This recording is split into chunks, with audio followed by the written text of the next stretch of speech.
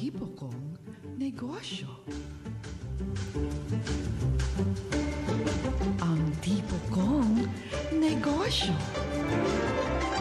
Mahahanap mo rin ang iyong perfect match, ang negosyong magsisilbing inspirasyon sa iyo at makapagpapaunlad ng iyong kabuhayan.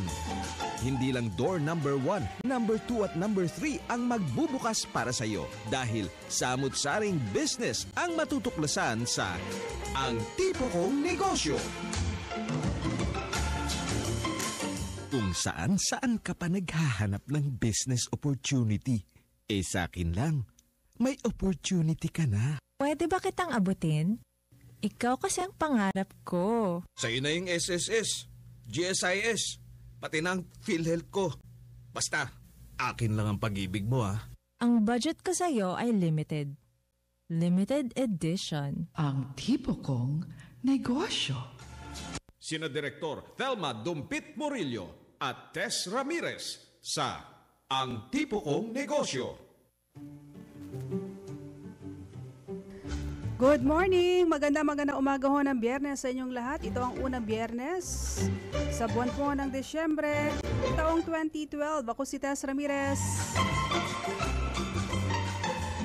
Siyempre kasama ang aking partner na si Director Thelma Dumpit Murillo. Pero nasa na kaya siya ngayon? Nasa na kaya si Director Thelma? Good morning, Director! Hello, partner. Nandito lang ako sa tabi-tabi. Ay, ganun ba? Oo, hindi. Baka susubukan ko humabol. Pero sa pagkakataong ito, pabayaan mo muna akong bumati sa ating mga suking taga-subaybay. Good morning po. Samahan po ninyo kami sa susunod na isang oras para po sa isa na namang pagtatanghal ng Ang Tipo Kong Negosyo. Ayan talaga naman kahit saan si Director Thelma Dumpit Murillo, manlalamig kayo sa kanyang boss. Naks naman. Gigidawin. Ngayong malamig na ang panahon, lalo pa silang lalamig. Correct. Kailangan ng kape. Pampainit. Kamusta ba, partner? Naku, marami tayong pag-uusapang, partner, hindi ba? That's right. Especially ngayon yung tema natin, di ba? Pasko na? Oo nga. Feel mo na ba? Medyo. Pero yung iba hindi pa dahil sabi nila ang init. Tsaka sabi nila paano magse-celebrate ng Christmas yung mga nakaranas ng kalamidad, especially yung mga taga Mindanao. Ay, oo. Nakakarimarim yung mga litrato, partner? Oo. Talaga namang parang ayaw mo nang magsaya dahil parang nakaka-guilty. Diba? Buti mo yung kanilang bahay. Oo. Nawalis ni Pedro. Pedro o ni ba, Pablo? Si Pablo, si Pabling. Ibang lalaki yata nasa isip mo. Ikaw talaga. Anyway, so yung pag-uusapan natin dahil malapit na ang Kapaskuhan, yung paalala lang natin, ang Pasko naman ay nasa puso, hindi ba? Correct. O hindi lang yung isang araw sa kalendaryo, ipinagdiriwang dapat ang Pasko. Dapat ay araw-araw. Correct. Yung Parang pagbibigay, ang Valentine's. pagmamahalan.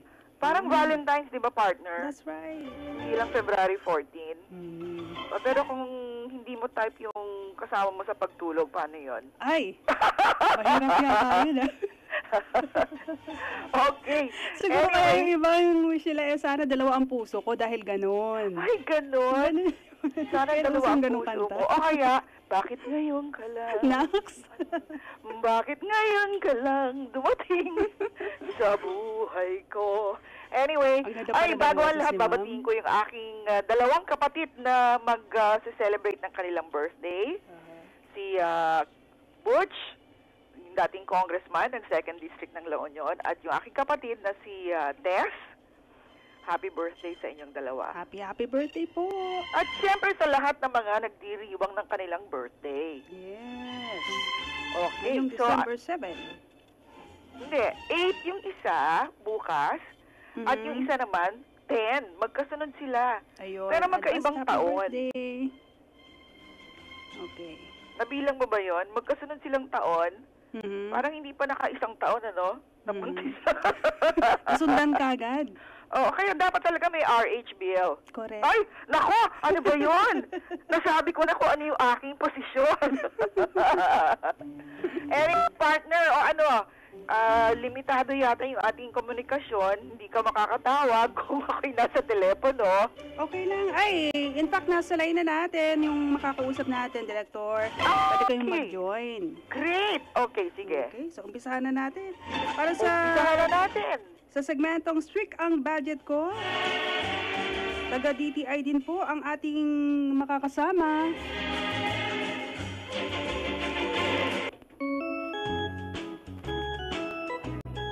Strict ang budget ko eh. Siya po ay walang iba kundi si Mr. Jerry Maglalang, ang Chief ng DTI, Bureau of Product Standards Testing Center. Good morning, Director Jerry. Director Maglalang. Director Jerry. Yes. Ayan, good morning to po. you. Welcome to the program. Good morning po. Yes. Okay, Hello. Are you Director with us? Telma. Hello. Parang naalumpiyungatan pa yata si Director Maglalang. Good morning Hindi po. ko At correct.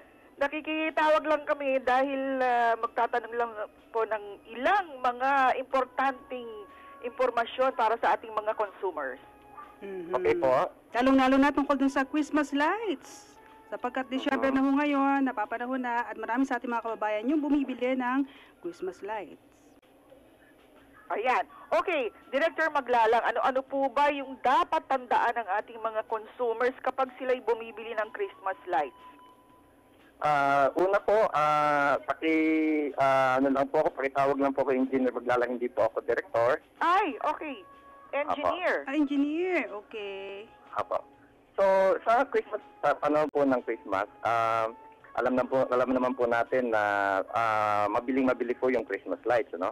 Yes. Ang unang dapat natandaan ng ating mga consumer, hanapin po yung ICC sticker. ICC sticker. Saan po makikita yun dun sa Christmas lights? Sa either po yan sa packaging or doon po sa mismong produkto. Okay. So, teka muna, engineer, hindi ba yung mga ganyan pagka-packaging madaling napepeke? Opo, ngayon po ang ginawa namin sa ICC sticker namin, nilagyan po namin ito ng mga security features. Okay. Una, may hologram po ito na silver ang kulay.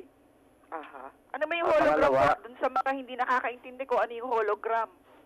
Ito po yung parang iniba niyo po yung angle ng pagtingin natin, nag-iiba po yung itsura niya. Ay, high-tech ano? May Yes, mga po, kulay-kulay na lumilitaw doon. Oo, Pagkaganon. partner. Meron ako nakikita, Director Telma at Engineer Jerry Maglalang na ICC sticker. Nakalagay lang siya, ICC sticker. Ayun po mga printed na po printed. sa Correct. box at saka sa packaging, hindi na po namin inaalaw yon.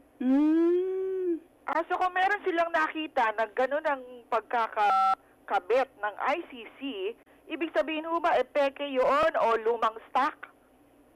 Maaari po. At kapag nasa merkado pa po yung mga ganon, hindi na po safe yun at saan po sila pwedeng mag-report? Hindi na po safe yon at hindi natin masisiguro yung safety ng produkto. Pwede po sila mag-report sa DTI Direct 751-3330. Ayan, okay. Engineer, anong year po ba ng certification yung nagsasabing safe ba ito o hindi safe gamitin? Yung isang Ngayon po, ang pinapayagan po namin ibenta po sa merkado ngayon ay nag-i-start po ng 2010 January hanggang sa panahon po na to. January Oh. 2010 hanggang 2012 na. Oh. So, kung bababa sa 2010, hindi na po pwede dapat yon. Opo, yung mga 2009 po, kasi po alam naman po natin na mga materials ng bawat produkto ay nagde-deteriorate po. So, hindi na po natin matitiyak na yung mga lumang stock po ay safe pa hanggang ngayon. I see. So, yun ang kahalagahan po ng ICC sticker. Opo. Yan ay nagpapatunay na ang produkto ay Safe po ang nakapasa. produkto. Nakapasa po Nakapasa sa sa pamantayan ng DTI DTI. Dekalidad Opo, talaga. Okay. Ano pa po ang dapat nilang tignan kapag namimili ng Christmas lights? Meron po tayong bagong ngayon, regulasyon na ang bawat tindahan po na magbebenta ng Christmas lights, dapat po merong original na ICC certificate. Aha. So ito po ay dapat na makikita po makikita po, madaling makita at dapat ipakita ng ating mga tindahan. So, dapat nakapaskil yan? Nakapaskil po yan dapat. Oo. Kasi kung ako yung namimili, di ba, nagmamadali, lalo na pagka nandiyan sa Divisoria. Meron ka pa bang panahon, partner, na, oy, nasan ba yung certificate nito? Wala na, di ba, partner? Yun nga opo. Pero okay lang po ba na kung ano yung ginamit na Christmas lights nung nakaraang taon, yun din yung gagamitin sa taong Pwede ito? po, basta't inspection na lang po natin mabuti. Baka po kasi may damage na po yung ating Christmas lights. Ayan. Oo, lalo na yung mga mababait, di ba, engineer. Opo. Baka nginat-ngat na yun. Dahil isang taong nasa baol. Lalo kung gutom sila, wala silang makain ng pinagdiskitahan. Ano po ba yung pinaka-standard dapat na wiring dyan? Yung, di ba, yung sinasabi nila, masyadong malutong yung ibang wiring, kaya madaling masunog. Opo, ang critical po dito kasi yung pong wire natin dapat po ay maayos po yung diameter o tama po yung diameter. Kasi marami pong mga substandard ngayon na lumalabas sa merkado na masyado pong payat yung kanyang wire at saka po manipis yung insulation. So, ang advice po namin, maging mapanuri po tayo pag bumibili tayo ng Christmas lights. Pangalawa po, yung plug dapat po hindi basta-basta po nababaluktot. Yung plug? Yung plug po, yung pinaka-pin po ng plug. Oo. Alam ko, meron ako nakita dyan, engineer. Natatanggal nga, maluwag yung pinaka-ano niya tawag dito. Yung sa plug niya, yung pinaka-ipin ba yun? Minsan maluwag na, natatanggal, tapos kinakabit pa rin sa kuryente. Ginagawa nila ng paraan. Oo, ginagawa ng paraan. Delikado po yun. Kasi po, kung hindi po maganda ang pagkakafix nung ating pins at saka po yung pagkakasaksak doon sa ating outlet, nag-iinit po yan, nag-overheat po yan. So, yung papagsisimula ng apoy. Ayun. Ang isa pa dyan, engineer, partner, pinagkakabit-kabit, siguro 2, 3, 4 na Christmas light. Lalo na kung gusto natin punong-puno ng ilaw yung Christmas tree. Ano po yung pinaka-safe po dyan, hanggang 3 po. Pero basahin po natin yung instruction. Baka po yung mismo manufacturer nagsasabi na hanggang 2 lang ang pwedeng ikabit. Ay, okay. Yung pala. Maliwanag yun. Dapat tandaan natin, mga kaibigan, para makaiwas sa sunog, ngayong buwan ng Desyembre. Maraming salamat po, engineer, sa inyong time dito sa Ang Tipo Kong Negosyo. Director Telma. Yes, thank you very much, Engineer Maglalang. Happy holidays po. Merry Christmas po. Merry Christmas.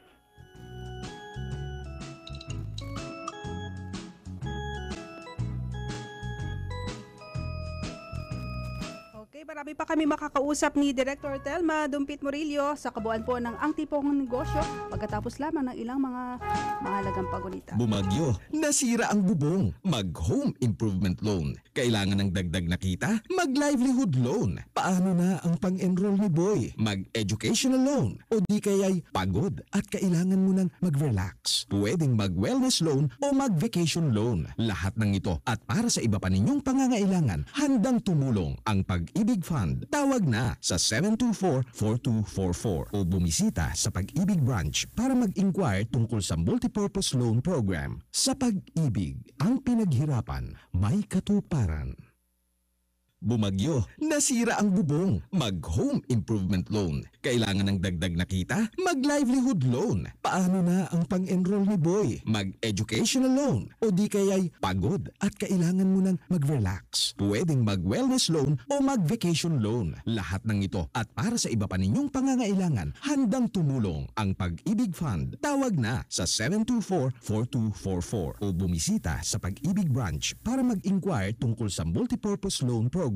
Sa Pag-ibig, ang pinaghirapan may katuparan. 7,100 islands. Philippine Broadcasting Service, Radyo ng Bayan 738 sa Mega Manila. One Philippines, one network, PBS.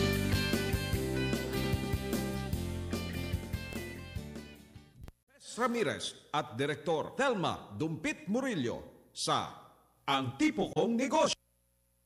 Ang Tipo Kong Negosyo, inyo pong napapakinggan dito sa inyong himpilan DZRB Radyo na Bayan 738 kHz at sa aming kapatid na himpilan ang DWBR-FM 104.3 MHz. Ako pa rin po si Tess Ramirez at kasama si Siyempre, ang inyo pong lingkod, Selma Dumpit Morillo. Good morning once again. Okay. Ang susunod naman nating kakausapin, mga kaibigan, ay tungkol doon sa parol. Kayo po ba'y bumibili niyan kapag nagse-celebrate ng Christmas? Ang Ano bang karamihan kahalagahan sa ng atin. parol, partner? Sabi nila, pampaganda ng kapaligiran. ng iyong makikita sa paligid. Hindi, pero anong significance ng parol? Di ba yung star, ano ba yun? I remember my religion class. Di ba yung star yun yung nag-guide doon sa tatlong hari? Aha. Hindi kasi ako Catholic, Director Telma, kaya hindi ko kabisado.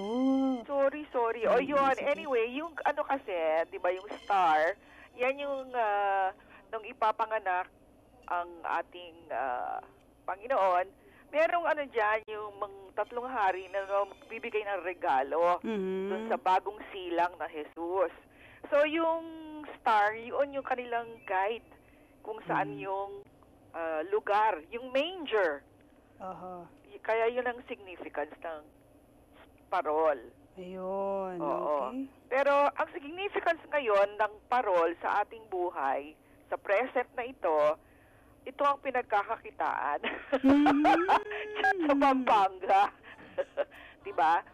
Kasi meron tayong tinatawag na Giant Lantern Festival. Nakapunta ka na ba doon, partner? Hindi pa. Hindi ko pa natataon ng puntahan yan eh. Giant Lantern Festival sa Pampanga yan. Di ba, Dr. Telma? Oo. So, December 16, ginaganap ang Giant Lantern Festival. Tapos, iba't ibang mga baryo, nagpapagandahan dyan. Oo. May premyo doon sa may pinakamagandang parol. Siyempre. Magkano kaya? Itanong natin dito sa guest natin na susunod. Di ba? Yan ba ay sulit na sulit doon sa kanilang pagod sa pagbuo ng parol na yon? Oo nga. At doon sa mga materyales na ginawa?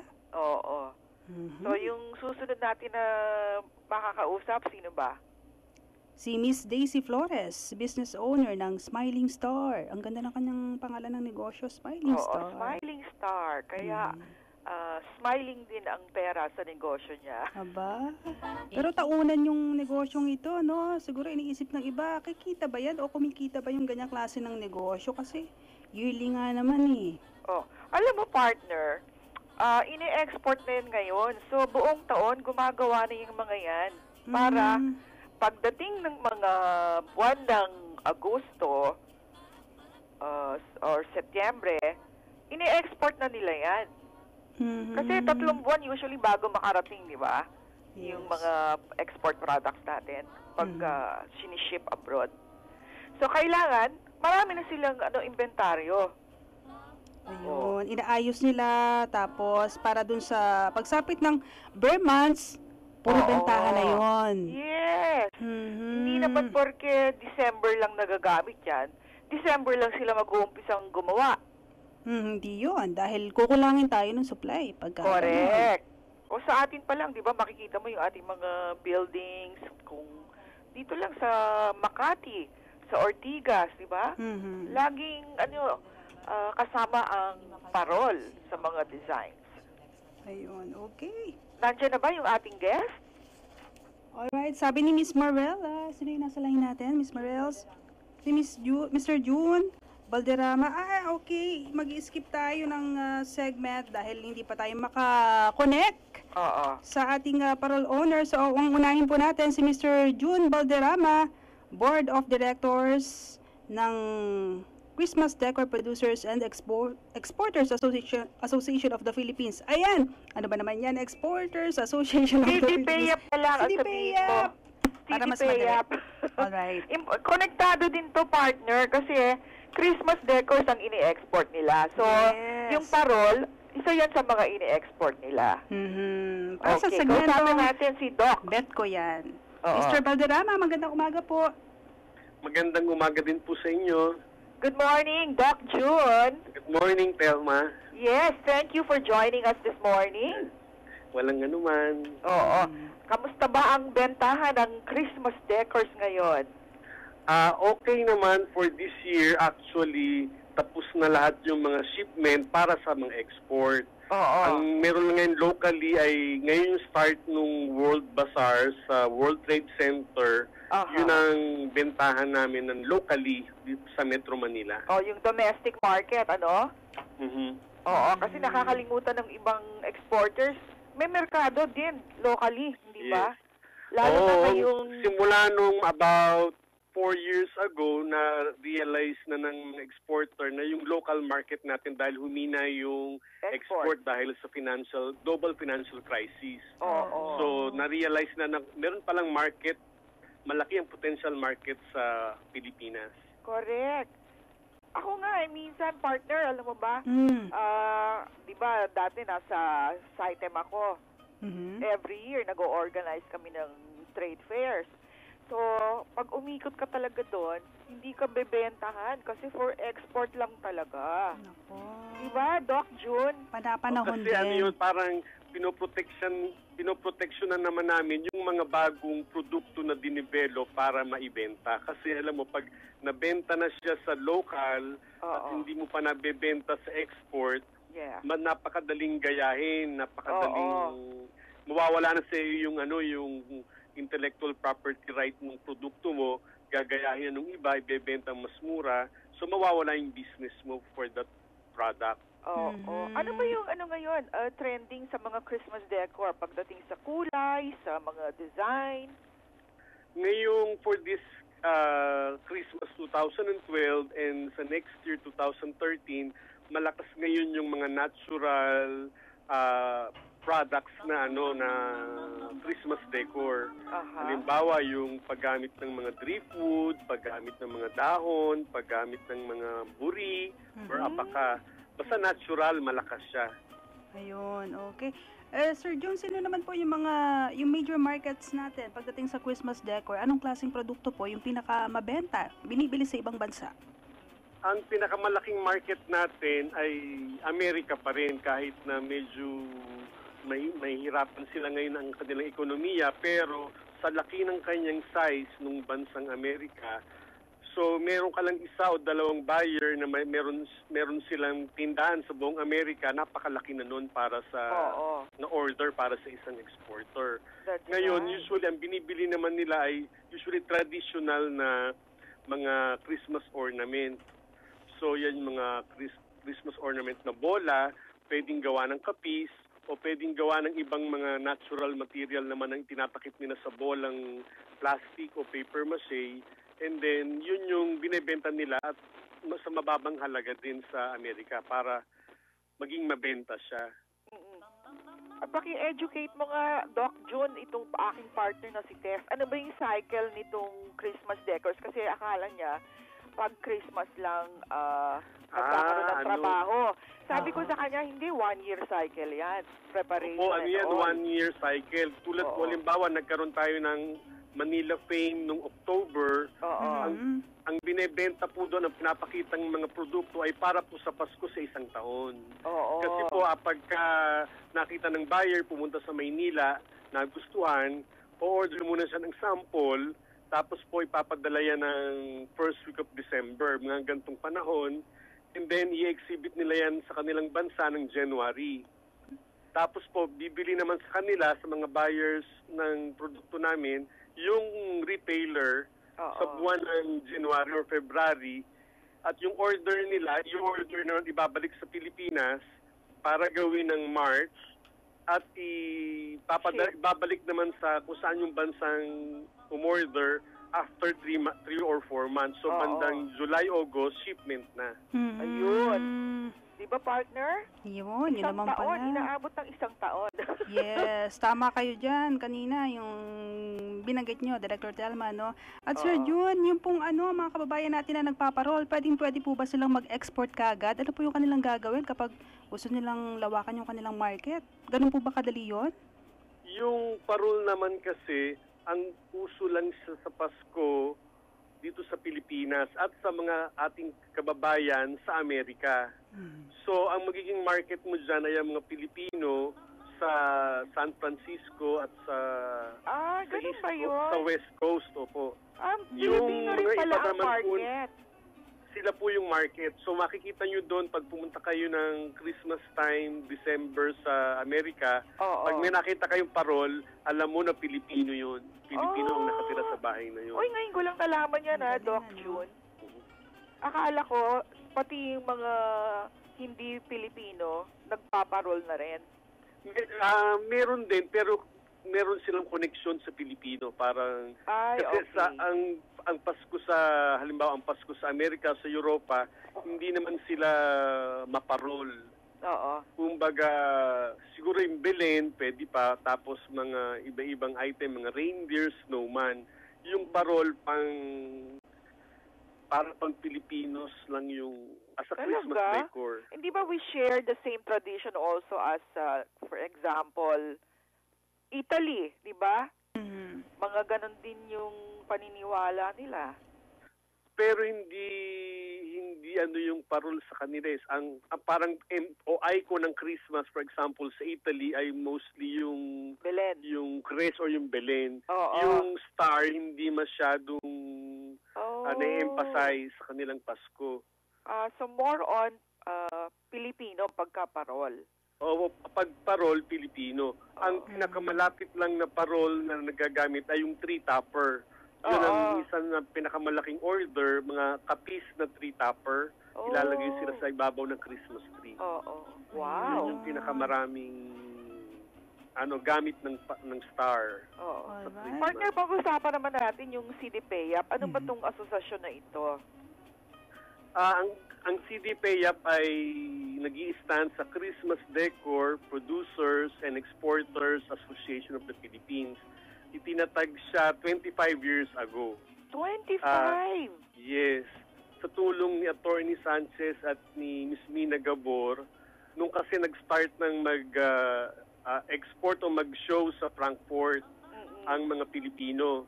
And then, wala pang association, so in-encourage ni Ms. Mina Gabor na magtayo ng asosasyon ng mga Filipino exporters and kahit na producers o yung mga subcontractors, magtayo ng isang asosasyon para nga lumakas ang ating industriya ng Christmas decor sa Pilipinas.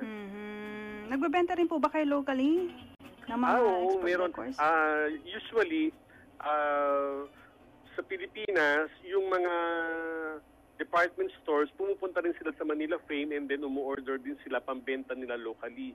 Madami kang makikita ngayon ng mga Christmas decors sa mga department stores tulad ng sa Kultura, ng SM, sa Rustans, at sa Crossings, at ang mga iba pang mga tindahan sa probinsya. Umu-order din sila sa amin bandang usually sa March show or April show ng Manila Fame. Okay, Sir Jun, marami kaming natutunan doon sa inyong share sa aming information. Sana sa uulitin, makasama po namin kayo next year. Okay lang. Next year. Thank you very much, Doc June, and happy holidays. Happy holidays po.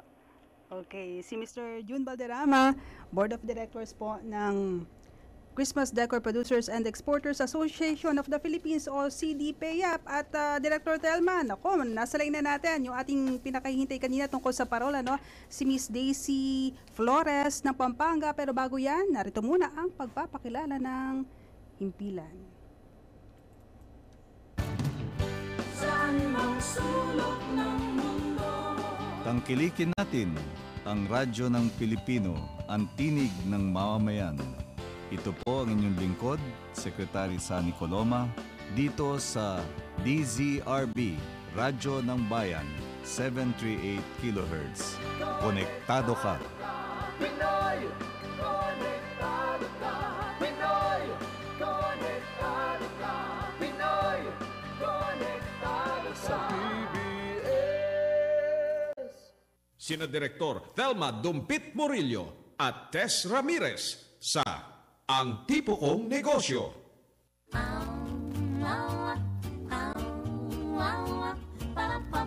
Achy Breaky Business.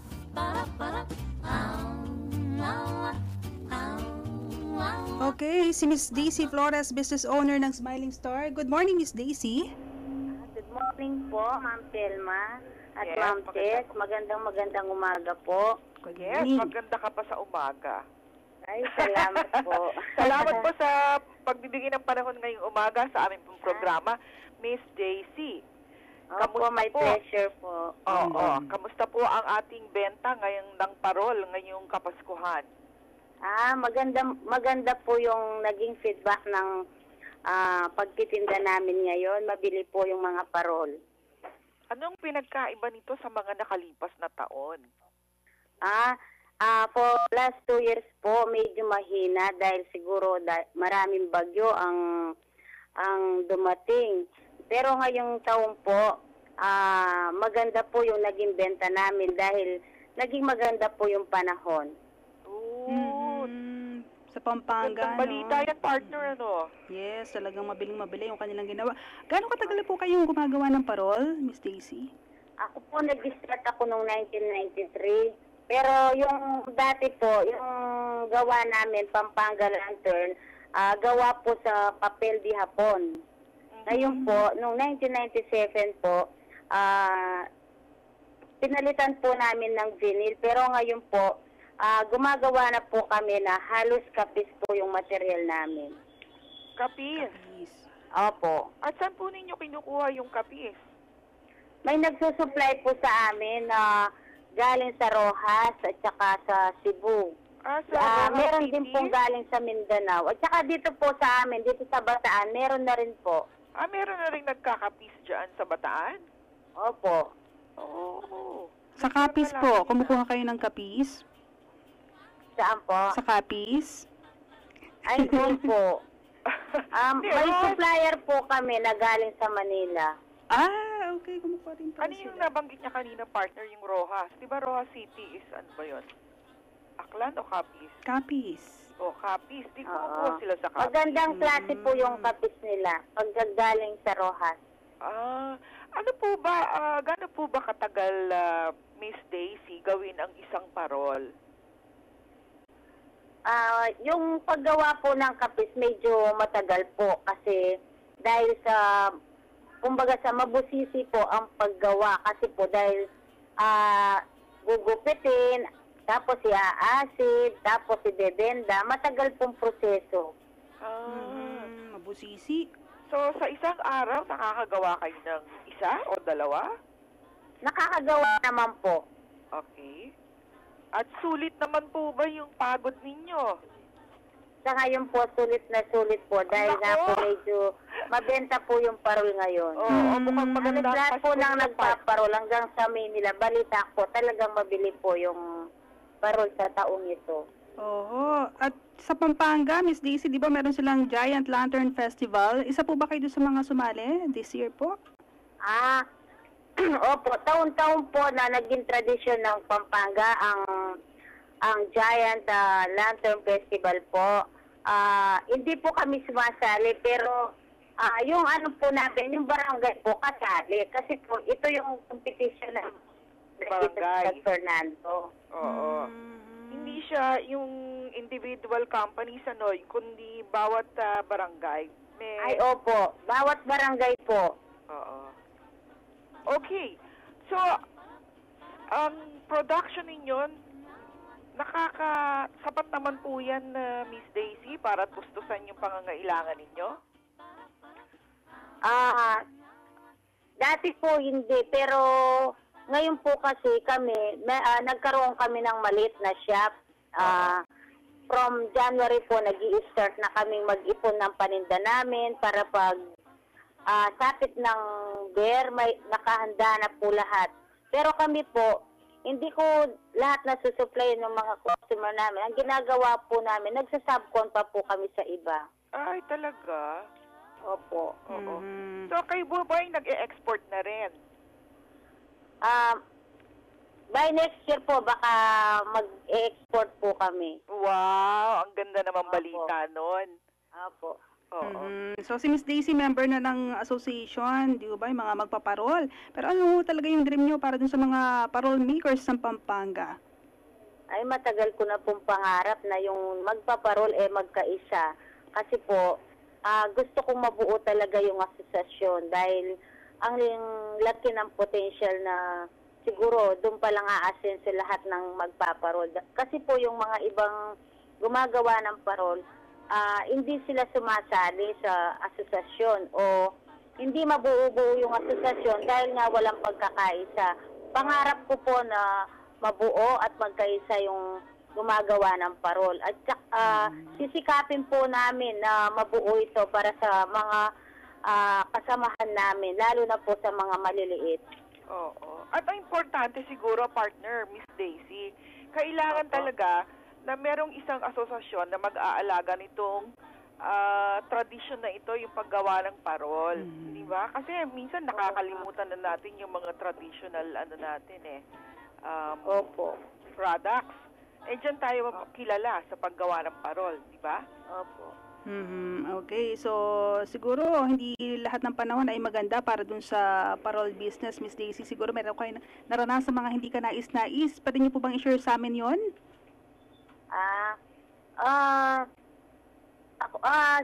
Sa mga sa mga kasamahan namin, sana nga yun, yung sumama sila para mabuo na itong matagal namin pangarap na magkaroon ng May tanong ko nga, Miss Daisy, bakit ba ayaw sumama nung iba? Ano daw ang pumipigil sa kanila? Yun po ang hindi ko maintindihan sa kanila. Samantalang ang lokal na namin dito, handa naman tumulong. Kaya lang, parang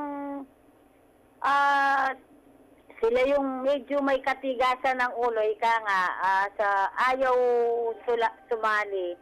At saka, ang problema po, yun nga, pagdating sa ng pagbibenta namin, yung mga backyard na gawa na tinatawag, sila pa yung mababa yung presyo, pero sa quality naman po, hindi naman po kami nagpapaiwan. Yung mga ibang namimili, basta kumikislap lang, pero sa quality, hindi na sila tumitingin. Yung iba kasi director dahil maayo talaga nilang mag-join doon sa any kind of group. Mahal ho yung association fee ninyo. Pero ako naman po, sinusuyo ko sila para mag-join sila, para talagang mabuo na itong matagal namin pangarap Hindi, sabi ko, baka mahal yung inyong monthly dues.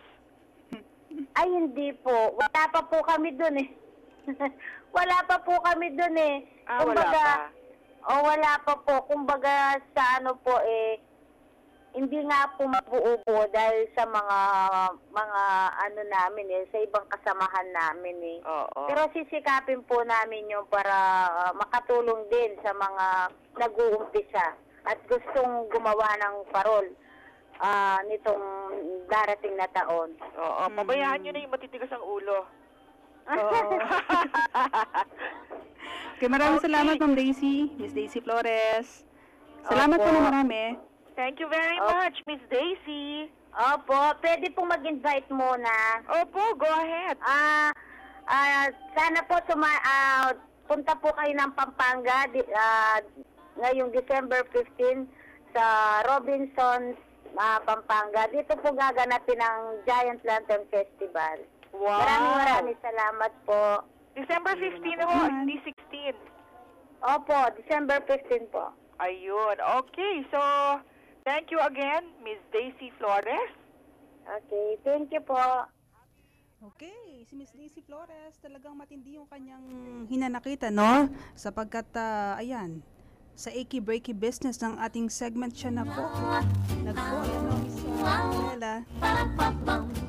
Meron na tayong 49 minutes, makalipas po ang alas 8 ng umaga. Ilan po ng mga mahalagang paalala? Bumagyo, nasira ang bubong, mag-home improvement loan. Kailangan ng dagdag na kita? Mag-livelihood loan. Paano na ang pang-enroll ni Boy? Mag-educational loan. O di kaya'y pagod at kailangan mo nang mag-relax. Pwedeng mag-wellness loan o mag-vacation loan. Lahat ng ito at para sa iba pa ninyong pangangailangan, handang tumulong ang Pag-ibig Fund. Tawag na sa 724-4244 o bumisita sa Pag-ibig Branch para mag-inquire tungkol sa multipurpose loan program. Sa Pag-ibig, ang pinaghirapan may katuparan.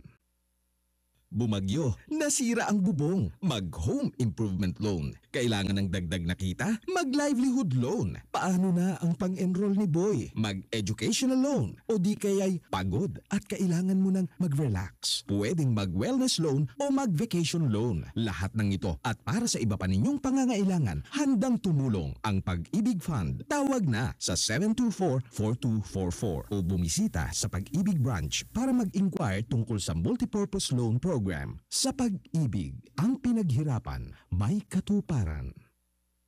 Bumagyo, nasira ang bubong, mag-home improvement loan. Kailangan ng dagdag na kita? Mag-livelihood loan. Paano na ang pang-enroll ni Boy? Mag-educational loan. O di kaya'y pagod at kailangan mo ng mag-relax. Pwedeng mag-wellness loan o mag-vacation loan. Lahat ng ito at para sa iba pa ninyong pangangailangan, handang tumulong ang Pag-ibig Fund. Tawag na sa 724-4244 o bumisita sa Pag-ibig Branch para mag-inquire tungkol sa multipurpose loan program. Sa Pag-ibig, ang pinaghirapan may katuparan. 7,100 islands. Philippine Broadcasting Service. Radyo ng Bayan 738 sa Mega Manila. One Philippines, one network, PBS.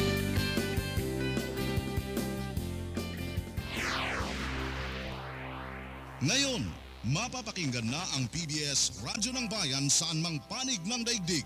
Sa pamamagitan ng internet, mag-log on lamang sa www.pbs.gov.ph. I-click ang Radyo ng Bayan Live o kaya'y sa www.pinoywebcaster.com. I-click lamang ang Listen. Worldwide na ang PBS Radyo ng Bayan, ang radyo ng bayan. Sina Direktor Thelma Dumpit Murillo at Tess Ramirez sa Ang Tipo Kong Negosyo. Maging produkto ka man.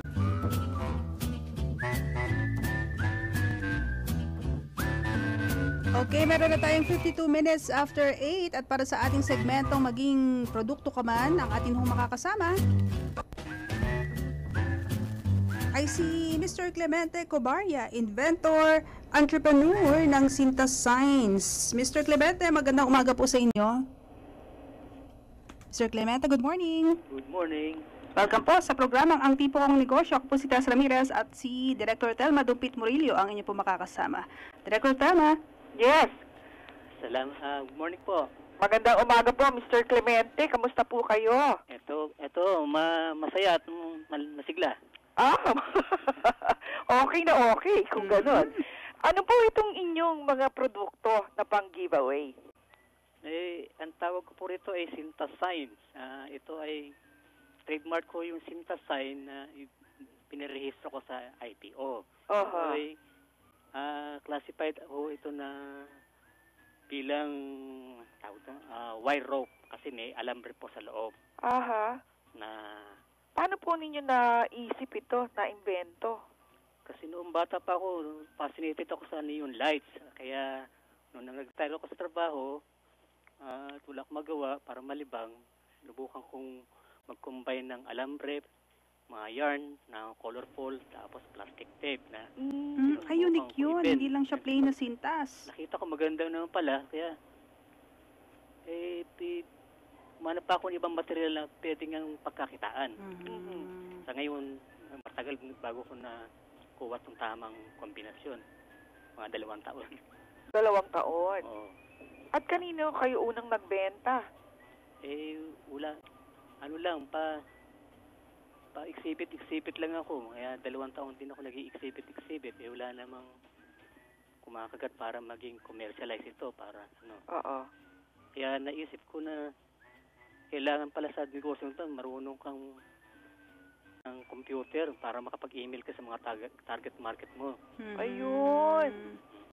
Hindi ako marunong dahil matanda na ako. Kaya nag-aaral pa lang ako ngayon. Nag-aaral ako mag-email sa mga eskwelahan para makapag-appointment ako mag-demo sa kanila para maituro sa mga bata at mga school teachers ng art. Madali lang po yun. Kayang-kaya nyo yan. Sana. Nag-aaral pa lang ako. Kaya sa ngayon, hindi pa to commercialize. Kaya konti lang bumibili sa akin dahil konti pa rin. Magkano po ba ninyo ibinibenta yung inyong mga Cintas signs? Sa ngayon, ang sample ko mga 1 meter long, no? At ang diametro nito ay mga 1/4 inch. At yung 1 meter long ay makakagawa ng hanggang 9 na letra. Pwede rin itong makagawa ng mga artworks tulad ng ibon, mga kung ano mang magandang artwork tulad ng bisikleta o motorsiklo, ganun. Pero hindi po ba kayong umiilaw-ilaw na sign? Kasi kapag Pasko, di ho ba uso yung kumukuti-kutitap? Kasi hindi ko pa na-invento yung baterya na chargeable para umilaw to. Saka nilagyan ko sa ng ilaw, natatakpan bali yung yung color niya, kaya hindi maganda lagyan ilaw. Kaya pwede lang siyang tapatan ng ilaw. Na maliit ng spotlight lang. Okay, so ano po yun naman yung inyong maipapayo doon sa mga inventor din, kapwa nyo inventor, na nais gawing negosyo ho, yung kanilang mga imbensyon? Sa mga tulad kong inventor na problema ang mag-market o ma-commercialize ang kanilang produkto, kailangan mo lang makilala sa mga trade show, exhibit, kasi mahal nga ang mga booth sa mga ganitong event. Kaya pwedeng pakiusapan ng mga event organizer na makalibre, katulad ng ginagawa ko. Nakita ko lang, pumapayag naman sila. At salamat sa kanila na pinagbigyan nila ako makapag-exhibit. Yes. At pangalawa, yun nga, mag-aral lang mga e-commerce ngayon. Sa computer, kailangan ho talaga mag-market sa... Kaya, yun naman ipapayo ko lang ho kasi nararanasan ko nga ang problema ngayon. Hindi ko ma-market nga ito. At saka ang kailangan siguro, partner, Mr. Clemente, yung palagi kayong nag-i-innovate sa produkto. Correct. Yun nga ho. Kailangan may bago palagi, di ba? Yun. Kaya, para yung customer laging bumabalik sa inyo. Hindi magsawa. Tama ho. Para iba-iba yung makikita nilang produkto at mas pwede mas bumaba ang presyo. Opo. Ang DTI naman po ay meron diyang pagtulong sa pamamagitan ng Product Development and Design Center. So, pwede ho kayong pumunta sa kanila. Yun niya ho saan.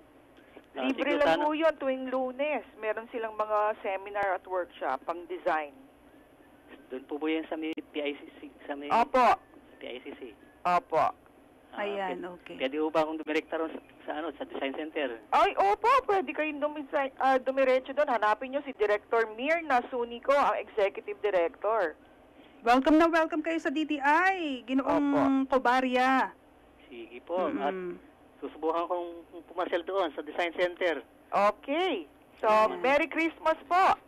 Sige po. Salamat po, Ma'am. Okay. Si Mr. Clemente, partner, ang ating nakausap. Si Mr. Clemente Cobaria, inventor, entrepreneur ng Cintas Signs. Nako, 2 minutes na lang bago mag 9 o'clock. Pero bago tayo magpaalam, Director Telma, may paalala si Miss Marela. Sige, Marela, go ahead. Good morning po, Miss Telma. May mensahe lang ang Pag-ibig Fund sa lahat ng ating tagapakinig. 12-12-12 is Pag-ibig Day at SM. For the second year in a row, Pag-ibig members will be treated to special discounts in all SM department stores nationwide. Schumart Incorporated, the country's leading retail establishment, will celebrate Pag-ibig Day on December 12, 2012 to mark the fund's 32nd anniversary. On the said day, SM will grant a 5% discount to all fund members who are non-SM Advantage Club members, while SMAC members, SM Prestige, or BDO Rewards members will get a higher discount of 10%. The one-day discount can be availed for a minimum purchase of 500 pesos. Shoppers December 12 yan. Yes. Only on December 12, 5% discount for non-Pag-ibig members and 10% discount for Pag-ibig members and BDO members. And SM Prestige members. Ayun. So, Yes. tingilin na lang natin yung SM free, free advertisement. Shoppers need to present their Pag-ibig transaction card or their UMID. Okay. Ayun. Last na lang. This special offer is available in all SM department stores nationwide except SM Quiapo. Bakit kaya? Discounts do not apply to items purchased at the snack exchange, camera shop, and customer service counter, as well as to items like chemicals, toiletries, diapers, pharmacy, small appliances, business machines, and other promo items. Okay, for more information, just look at the Pag-ibig website or SM department stores. Okay, thank you Miss Perela Jan Castro at magpapaalam na po kami. Thank you, partner. Hanggang sa susunod. At syempre, maraming salamat sa ating mga suking taga-subaybay. Ito po ang inyong lingkod, Thelma Dumpit Murillo. Have a nice weekend. Ako naman si Tess Ramirez. Happy weekend mga kaibigan at maraming salamat din sa iba pa nating mga nakagapay sa technical side. Thank you kay Engineer Lita de los Santos, Rene Itable, Jet Canco at si Mr. June Paladan. Until next Friday, have a nice weekend. Bye! 7,100 islands. Philippine Broadcasting Service, Radyo ng Bayan 738.